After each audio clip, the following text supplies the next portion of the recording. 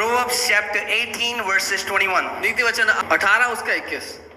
Death and life are in the power of the tongue.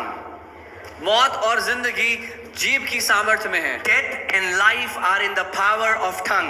मृत्यु और जीवन जीभ की सामर्थ्य में है। God never said that death and life are in the power of my tongue. He says death and life are in the power of tongue. परमेश्वर ने ये कभी नहीं कहा कि मृत्यु और जीवन मेरी जुबान की सामर्थ्य में है। उसने कहा मृत्यु और जीवन जुबान की सामर्थ्य में है। And those who love it will eat its fruit. और जिनको उससे प्यार होगा वो उसका फल खाएंगे। If you're continuously speaking death, अगर आप हर समय मौत बोलते हो, hallelujah, guess what you are getting? तो क्या मिलेगा? Don't blame God, don't blame your neighbors, don't blame your dad. It's the words that you have spoken. परमेश्वर को दोष ना दे, अपने माँ बाप को दोष ना दे, अपने बड़ों पड़ोसियों को दोष ना दे, लेकिन वो वचन जो आपने मुंह से बोले हैं वो हैं। What are the words that you are continuously speaking? क्या है वो बातें जो आप हर समय बोलते हो? Because whatever you are speaking, and I'm not saying a one-time event. क्योंकि जो कुछ आप बोल रहे हो, और मैं एक बार गलती से बोल दिया वाली घटना नहीं कह रहा हूँ। I'm talking about the things that you have constantly said about yourself over the years. लेकिन मैं उन बातों के बारे में बात कर रहा हूँ जो आप हमेशा से इतने सालों दर साल अपने ऊपर बोलते आए हैं। You know what? Nobody loves me. पता है कोई मुझसे प्यार नहीं करता। Nobody loves me. किसी को मुझसे प्यार नहीं। Nobody loves me. कोई मुझसे प्यार नहीं करता। Nobody loves मुझसे me. प्यार नहीं करता। Nobody loves कोई me. मुझसे प्यार नहीं Nobody करता। loves कोई me. मुझसे प्यार नहीं करता। Nobody कोई loves मुझसे me. प्यार नहीं And people try to go and love you, but there is this repulsion that comes from you because you have spoken it so many times that it becomes impossible to love you. और लोग आपके पास आते हैं आपसे प्यार करने के लिए, लेकिन एक ऐसी दूरी वो महसूस करते हैं आपके निकट आते हो कि अपने आप वो दूर हो जाते हैं। It's very powerful what you confess. बहुत सामर्थ्य है आप क्या बोलते हो। The word confession, अंगीकार शब्द, whenever we hear confession, we think it, oh, confession of sins. जब हमें अंगीकार शब्द सुनाई देता है हमें लगता है ये पापों का अंगीकार की बात है। That's not what confession means. लेकिन अंगीकार का Confession मतलब नहीं। comes from the Greek word homologio or homologio, whatever you will say.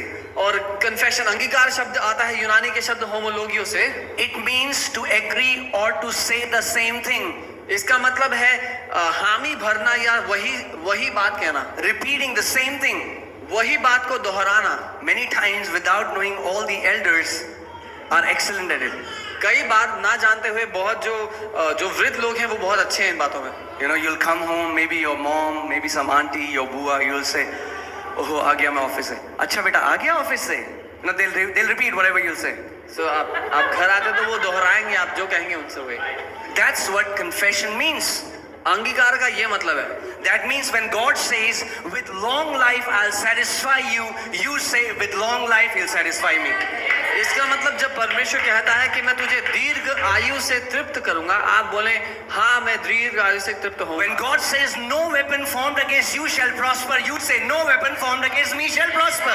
जब परमेश्वर कहता है तेरे विरोध में बनाया गया कोई हथियार सफल नहीं होगा, आप कहें मेरे विरोध में बना कोई हथियार सफल नहीं होगा। When God says you are blessed when you enter your house, you are blessed when you come out of your house, you say I am blessed when I enter my house, I am blessed when I come out from my house. जब परमेश्वर कहता है कि तू आशीषित होगा अपने घर में प्रवेश करते समय और तू आशीषित होगा घर से निकलते समय, आप भी कहें कि मैं आशीषित हूँ अपने घर में आते हुए और मैं आशीषित हूँ घर से निकलते हुए। When God says you are blessed in the city and you are blessed in the country, you say I am blessed in the city, I am blessed in the country. That's godly confession. जब परमेश्वर कहता है कि तू गांव में जाए या शहर में जाए तू आशीषित होगा, आप कहें मैं अगर गांव में रहूं तो मैं आशीषित हूं, अगर मैं शहर में रहूं तो मैं आशीषित हूं। Amen.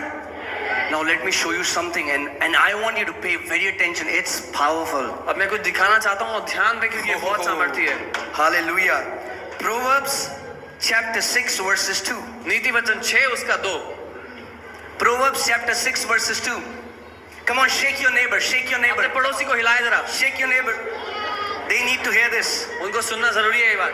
You are snared by the words of your mouth. तू अपने ही मुंह के वचनों से फंसता है। Oh, hallelujah.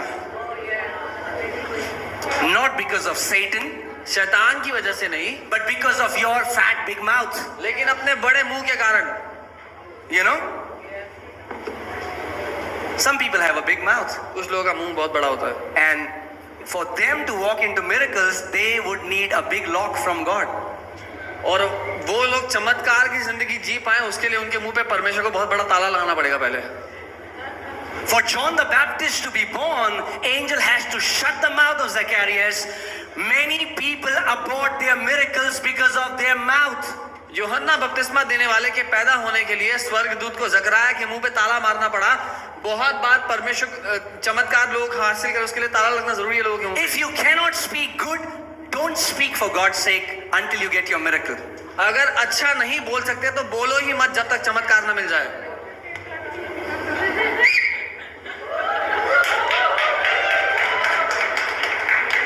Telling you the truth. मैं सच कह रहा हूँ। Many people have lost their miracle because of their mouth. बहुत से लोगों ने अपना चमत्कार इसलिए गवा दिया क्योंकि वो क्या बोलते थे उसके कारण। अरे कुछ नहीं होता, ऐसे ही कहते हैं। Oh, it was about to come. The angel will go back. और जब उनका चमत्कार आने ही वाला था उन्होंने कहा कुछ नहीं होता, बकवास है सब कुछ, और चला गया। There is a lady, she came to church. एक औरत कलीसिया आई। And most of the people who are in Moti Nagar church, you know it. People brought 4 guys, carried her in a chair. और जो लोग मोती नगर में थे वो लोग जानते हैं, 4 लड़के उनको कुर्सी पे बैठा के उठा के लाए थे सीढ़ियों से।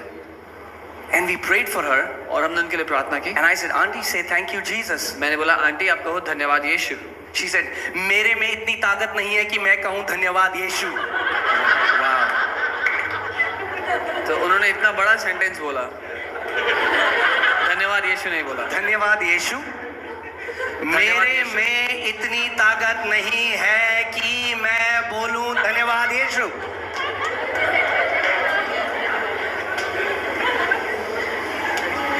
And she was so angry at us. और वो इतना गुस्सा थी हम पे। And she got up, said यहाँ पे कुछ होता नहीं है। And she got up and she walked out, not realizing she got healed. और वो कुर्सी से उठी और खुद चल करके चली गई। उनको ये समझ में नहीं आया कि वो चंगी हो गई है। If you want to see a life of victory, अगर आप जय की जिंदगी जीना चाहते हो, and you know your mouth needs training, और you पता have है to put bridle on your mouth. और पता है कि अपने शब्दों को भी प्रशिक्षण की जरूरत है, तो अपने मुंह को बंद करना सीखो।